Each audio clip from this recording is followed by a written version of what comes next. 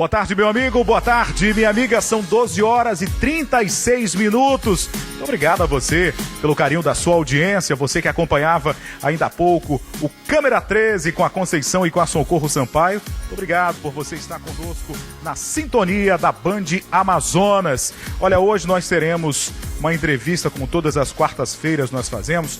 Nós vamos conversar com o Dr. Carlos Alberto de Almeida Filho, ele que é defensor público responsável pela área das ações coletivas. Daqui a pouco nós vamos conversar com o Dr. Carlos Alberto, entre outros assuntos. Esta representação que a Comissão de Defesa do Consumidor, a Defensoria Pública do Estado, o Ministério Público ingressaram na Anatel pedindo a suspensão da comercialização de novas linhas telefônicas e que até o presente momento nenhuma resposta foi dada. Daqui a pouco nós conversaremos com o Dr. Carlos Alberto. Mas antes eu quero falar e esclarecer alguns pontos da lei do estacionamento. O aeroporto ainda continua, o estacionamento do aeroporto continua não seguindo o que determina a lei municipal. O argumento da Infraero é que, por se tratar de uma área federal, o estacionamento não estaria sujeito a uma lei municipal. Entendo eu, assim como a Câmara Municipal e como prefeito da cidade, que o estacionamento ele é administrado por uma empresa terceirizada, que tem sede na cidade de Manaus, que paga tributos municipais e que, inclusive, tem um alvará de funcionamento concedido pela Prefeitura de Manaus. Ora, portanto, esta empresa deve sim seguir o que determina a legislação municipal. Eu estava hoje ouvindo uma rádio, hoje de manhã, e eu ouvia um pronunciamento do prefeito, uma declaração do prefeito dizendo que independente, o órgão pode ser até, ele utilizou até um termo engraçado, ele pode ser interplanetário, mas ele deverá sim seguir o que determina a lei municipal do fracionamento de estacionamento. O prefeito disse que vai aguardar até a próxima semana para que esta empresa se enquadre no que determina a lei municipal. Caso isso não aconteça, ele vai caçar o alvará de funcionamento e vai levantar a cancela. Daí ninguém mais vai pagar estacionamento no aeroporto. E outra coisa extremamente grave é com relação à cobrança de estacionamento dos próprios funcionários. Eles pagavam mensalmente em torno de R$40. Agora estão pagando mais de R$80. E parece que já estão querendo cobrar 120 já no início do próximo ano. Quer dizer, estão brincando com o cidadão e o consumidor da nossa cidade. São 12 horas e 39 minutos. Eu gostaria de convidar agora o Dr. Carlos Alberto de Almeida Filho, defensor público. Muito obrigado pela sua presença aqui no nosso programa, Dr. Carlos Alberto. A briga continua com as operadoras de telefonia celular. Este ano nós realizamos uma audiência pública que contou com a sua participação de todas as operadoras, da própria Anatel, e nós esperávamos que, tão logo acabasse a audiência pública, a Anatel tivesse uma nova postura com relação a esse problema. Mas o que nós percebemos é que os problemas continuam, mesmo depois da representação que foi proposta. Boa tarde, doutor. Boa tarde. Bom, o que é fato é, o sistema de telefonia aqui em Manaus, e na verdade em todo o Amazonas, é um sistema que tem falhado de uma forma bastante reiterada. São ligações que caem, são mensagens que não chegam ao destinatário e serviços de internet que acabam não funcionando. Diante da audiência pública, era de se esperar pelas entidades de fiscalização, no caso da própria Anatel, que medidas imediatas para poder se solucionar um problema tão grave quanto essas questões na falha no fornecimento desse serviço fossem implementadas. E uma dessas medidas, já que permanecem constantemente vendendo novos produtos ou serviços, era evitar com que houvesse uma piora ainda maior, se é que é possível isso, na já tão aperreada situação que já passamos aqui. E essa medida, obviamente, passaria pela própria suspensão. Como nenhuma medida ex officio foi implementada pela agência reguladora, não só a própria Comissão de Defesa do Consumidor da Câmara Municipal, como o Ministério Público e a Defensoria Pública entenderam por bem representar a Anatel. Já passados bem mais de 30 dias até agora, nenhuma resposta foi dada, nenhuma resposta foi implementada. Acreditamos nós que o único caminho que nos seja razoável implementar é a busca pela via judicial. Doutor, agora nós até conversávamos as agências reguladoras, seja da área de energia elétrica, de telefonia, e dos serviços públicos, elas deveriam estar ao lado do cidadão, dos consumidores, mas parece que há uma inversão aí. Elas não estão muito preocupadas com os serviços que estão sendo prestados. Fiscalizar parece que não tem sido o papel delas. Bom, essa tem sido a percepção dos consumidores. A Defensoria Pública não deixa de ouvi-los. Na verdade, a Defensoria Pública ouve-os constantemente. E a reclamação deles é, bom, nós não encontramos eco nas nossas reclamações. O serviço que patentemente não se encontra funcionando. Qualquer usuário daqui da cidade de Manaus ou do Amazonas vai constatar que seus telefones não funcionam. E não é possível que somente os telefones dos consumidores aqui não funcionem. Acredito que, inclusive, os telefones dos servidores lá da própria agência reguladora, que tem, inclusive, endereço aqui, não funcionam. Medidas já eram para ter sido implementadas. A percepção, então, que dão para os consumidores é, opa, nós temos uma agência para poder regular o serviço a favor do consumidor ou dos fornecedores. A menção da lei não é nesse sentido, razão pela qual na própria representação, tanto a Defensoria como a própria comissão faz referência a isso. Olha, medidas devem ser implementadas, e essas medidas, inclusive, estão previstas no Código de Defesa do Consumidor. Uma delas é a própria suspensão. Olha, e a gente tem que fazer justiça aqui. Os órgãos de defesa do consumidor, eles estão fazendo o seu dever de casa.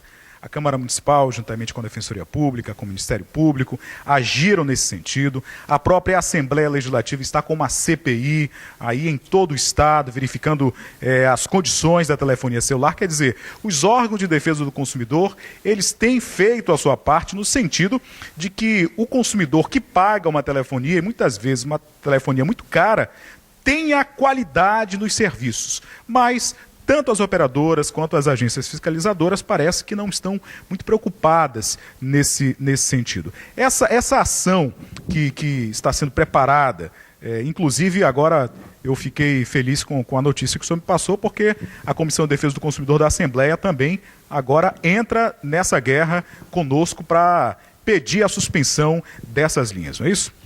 É bom registrar uma coisa, um fato importante. Na própria audiência pública que foi realizada na Câmara, a agência reguladora deu conta de que o número de reclamações era insuficiente, o número seria mínimo a justificar um quadro de penúria aqui no Amazonas.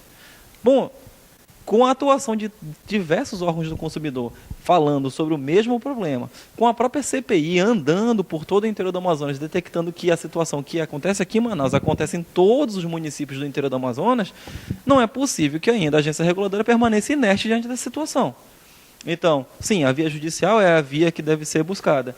E o próprio Sistema Nacional de Defesa do Consumidor, desenhado pelo Código de Defesa do Consumidor, recomenda que o maior número de órgãos possível na defesa do consumidor deve estar presente na defesa do consumidor. Nesse ponto, inclusive a Comissão de Defesa do Consumidor da própria Assembleia se assoma nesta batalha judicial. A propósito, a Comissão de Defesa do Consumidor já possui, inclusive, ações tratando de diversos assuntos, inclusive questões relativas a crédito, questões relativas a deficiências de comunicações no interior, das quais muito possivelmente estes órgãos, tanto a CDC da Câmara, quanto o Ministério Público, quanto a Defensoria Pública, vão acabar se assomando, solicitando com que uma situação que já está passando do razoável, que essa falha no sistema de telefonia, possa, uma hora, ser debelada.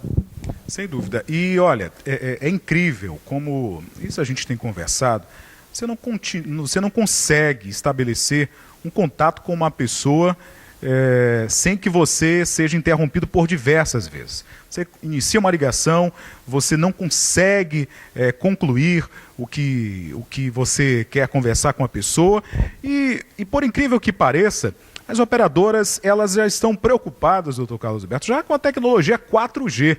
Se nem a 3G funciona, já estão aí fazendo um investimento pesado em mídia para tentar viabilizar uma tecnologia 4G. Quer dizer, é brincar com o consumidor. Eu posso, na verdade, dizer que é uma coisa um pouquinho mais grave. O Código de Defesa do Consumidor veio da propaganda enganosa. Se eu digo que eu vou oferecer um produto ou um serviço e o produto que eu estou oferecendo não se presta àquilo que eu estou anunciando, então eu estou fazendo uma oferta enganosa. Eu vou dizer, olha, eu estou lhe oferecendo o serviço 3G, que todas as operadoras aqui oferecem. Mas o serviço 3G não funciona em diversos lugares. Você entra no corredor, o serviço não funciona. Você está no segundo andar, não funciona. Você entrou numa garagem, o serviço não funciona. Você está de carro, o serviço não funciona. Você está próximo de antena, o serviço não funciona. Isso só tem uma única expressão. Eu estou vendendo um serviço que não funciona. O nome disso é propaganda enganosa. A exigir a imediata tomada de providências pelas entidades de defesa do consumidor e, em especial, da Agência de Telecomunicações. Tá certo. Doutor Carlos Alberto, a gente quer tratar agora de outro tema que é também um problema constante na nossa cidade, que é o fornecimento de água. Há essa briga, essa batalha judicial, uma hora se consegue a suspensão da cobrança de taxa de esgoto, outra hora vem uma liminar, derruba isso. De que forma a Defensoria tem tratado esse assunto? Bom, não só a Defensoria, o Ministério Público já vem tratando disso já há bastante tempo. Existem ações civis públicas do Ministério Público já tratando com essa questão do fornecimento de água e especificamente da questão da cobrança da taxa de esgoto, que é a grande gritaria que acontece cá em Manaus.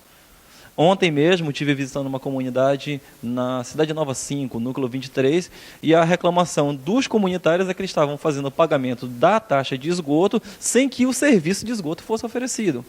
Essa não é a situação somente lá da Cidade Nova 5, núcleo 23, essa é a situação de quase toda a cidade de Manaus. Existem ações de todas as matizes e de diversas entidades nesse sentido. A própria Comissão de Defesa do Consumidor da Assembleia Legislativa possui ações nesse mesmo sentido. Mas isso depende não só, acredito eu, de uma análise de uma situação do bairro A ou do bairro B. Isso depende, na verdade, de uma análise um pouquinho mais dedicada dessa questão específica do fornecimento da cobrança do serviço de esgoto, porque parar para dizer, vamos trabalhar com um problema de água, é uma coisa muito ampla. Nós temos bairros que faltam água, nós temos a situação de adutoras, mas eu acho que para tratar com essa questão de esgoto é importante todos os órgãos se debruçarem sobre ela para poder fazer uma análise um pouquinho mais concreta. Porque, afinal de contas, independentemente de decisões judiciais favoráveis ou contra, não entra na cabeça de ninguém alguém pagar por um serviço que não existe. Não há como se explicar para qualquer pessoa, e eu não consegui explicar para os populares, e ninguém consegue explicar mesmo. Como é que ele é obrigado a pagar por uma coisa na qual não há o serviço prestado? E na última vez que eu tive uma conversa com o Dr. Fábio Alho, que é o diretor-presidente da Arsan, ele me falava que apenas 15% da nossa cidade é atendida com a rede de esgoto. Então, para a gente ver que realmente existe algo errado e que precisa ser feito de imediato, porque realmente é um absurdo você cobrar por algo que não existe, e ainda mais com essa taxa de 100%, que é um valor exorbitante. Já 80% já era, 100% muito mais. Então, já está se encaminhando também uma ação nesse sentido para que se consiga reverter essa situação. Na verdade, antes de se judicializar a demanda, é importante, antes de tudo, que nós façamos um procedimento prévio. A Defensoria Pública instala procedimentos administrativos prévios. E o Ministério Público, e aqui o trabalho agora vem sob a tutela do promotor Lincoln Alencar, já tem procedimentos nesse sentido, já existem inquéritos civis e ações judiciais.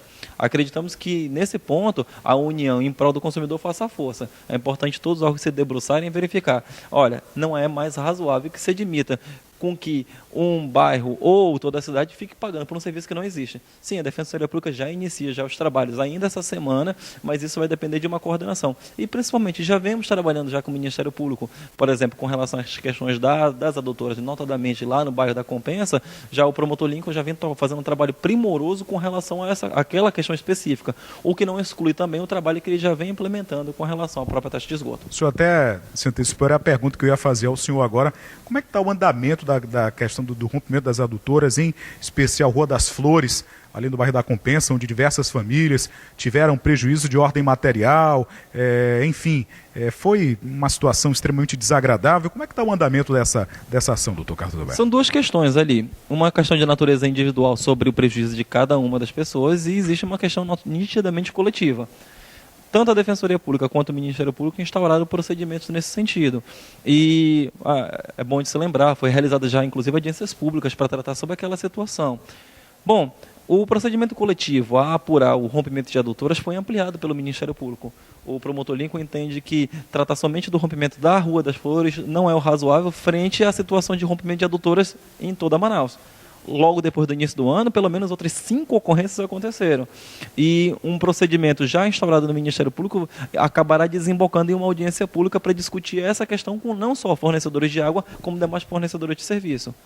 Já com relação às indenizações individuais, a Defensoria, por através do Sejuscom, do próprio Tribunal de Justiça, implementou medidas de composição com os moradores. Houve acordos em alguns casos, outros casos não tiveram acordo, razão para a qual muitos moradores acabaram buscando a judicialização. Alguns por através da Defensoria Pública, outros inclusive por através de advogado particular. Outro problema, né? Manaus é uma cidade, enfim, que tem muitos problemas também com relação ao fornecimento de energia elétrica.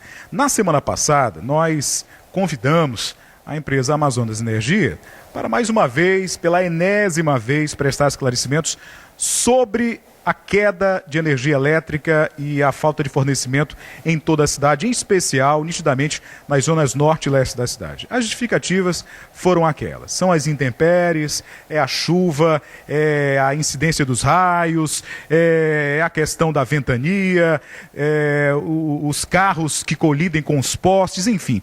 Uma série de justificativas que não nos convenceram em nenhum momento, porque existem investimentos da ordem de 2 bilhões de reais naquela empresa e o consumidor não consegue sentir também a qualidade desse serviço. A Defensoria Pública já tem uma ação também preocupada, voltada com essa questão energética, doutor?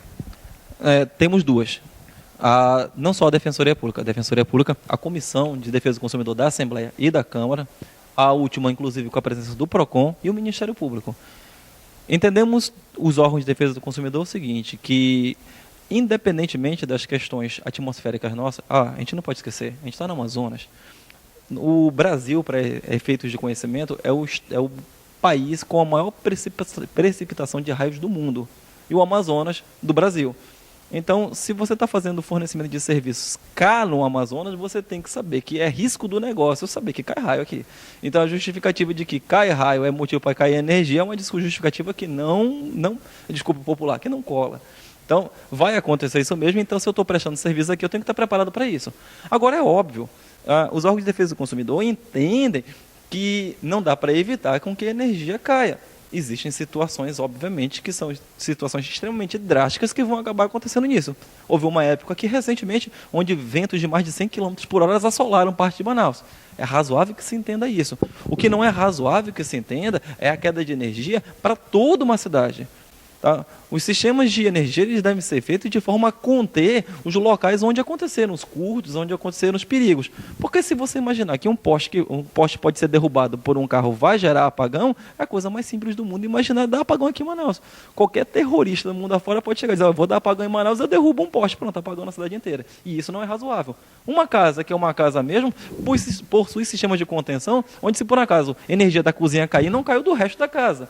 Se você possui uma casa onde cai a energia de todo mundo, você tem um erro de projeto. Agora, você imagine uma cidade. Não é admissível cair lá na Zona Norte e toda a cidade ficar apagada. E olha, a gente está falando só de Manaus. Como estamos interligados em região metropolitana, cai aqui, cai também em Iranduba, cai em outras cidades da região metropolitana, por problemas que sequer aconteceram lá. O Código de Defesa do Consumidor diz que o consumidor ele tem que ficar alheio a esse tipo de problemas. Afinal de contas, o consumidor não é obrigado a conhecer sobre sistemas elétricos, sistemas de contenção, nem nada. Ele paga para que a energia dele não falhe. Ele paga para que não seja assolado com toda uma cidade apagada. E olha, quando acontece falha de energia, acontece prejuízo em tudo quanto é lugar. Sinais param e a cidade vira um caos. Tá? E a nossa cidade não precisa de muito para virar um caos no trânsito. Então, se a energia vira mesmo. E aí, os hospitais ficam a perigo, porque ficam funcionando com base em geradores. Você tem problemas gigantescos com o fornecimento de água. E aí, nesse ponto, tem que dar a César o que é de César. A companhia que fornece água tem uma razão em informar que falta energia. Eu vou demorar 2, 3 horas para conseguir fornecer água depois, porque preciso de novo encher os tanques, preciso encher as tubulações. E aí, falha água, falha energia, falha a telefonia, que cai telefone. Instala-se um caos, na verdade. Vira um caos. E aí, sem contar que houve um momento mais recente que tinha aí presos do sistema prisional fugindo e estava um breu do caramba numa sexta-feira. Bom, há um prejuízo coletivo gigantesco. Existem já 2 ações civis públicas desses órgãos de defesa do consumidor demandando indenização pelos prejuízos morais coletivos. Por que razão isso? Porque é a única forma que os órgãos entendem de poder compelir a empresa a fazer os investimentos necessários, não em produção, porque eles informam que não existe problema de fornecimento. É a distribuição. De distribuição. É verdade. Continuamos aqui a conversar com o doutor Carlos Alberto. Inclusive chega até uma reclamação do nosso amigo PC aqui da TV com relação à cobrança de esgoto, né, Ele doutor? disse, olha, eu sou vizinho de lá e lá também estão cobrando. É verdade. Essa questão da cobrança da taxa de esgoto acontece em tudo quanto é lugar. Eu não imagino ninguém que vá pagar a taxa de esgoto e não tem um serviço de esgoto na frente da sua casa sendo fornecido, que não vai se sentir lesado por causa de uma situação dessa. Houve um morador que disse, não, eu estou sendo roubado por isso. Bom, o popular tem o direito em pegar e falar dessa maneira, mas essa, na verdade, é a medida, é o termômetro da insatisfação popular. Sem dúvida. Não entra na cabeça de ninguém pagar por um serviço que não é fornecido. Olha, infelizmente, nós estamos chegando ao final do nosso programa. Nós passaremos aqui por mais algumas horas conversando a respeito de todos esses temas. Infelizmente, nosso tempo está chegando ao fim. Gostaria de agradecer a presença do Dr. Carlos Alberto. Obrigado. Aqui no nosso programa e dizer que realmente nós estamos juntos aí nessa luta em prol dos direitos do consumidor, Câmara, Assembleia Legislativa, Defensoria Pública, Ministério Público e todos os órgãos que compõem a rede de defesa do consumidor. Muito obrigado, doutor. Muito obrigado. Boa tarde a todos. Olha, estamos chegando ao final. Lembrando a você, meu amigo Nonato Oliveira pediu para lembrar que hoje o programa dele vai ao ar às 14 horas. Não perca o Ação na TV. Amanhã estaremos de volta, se Deus quiser. Até lá!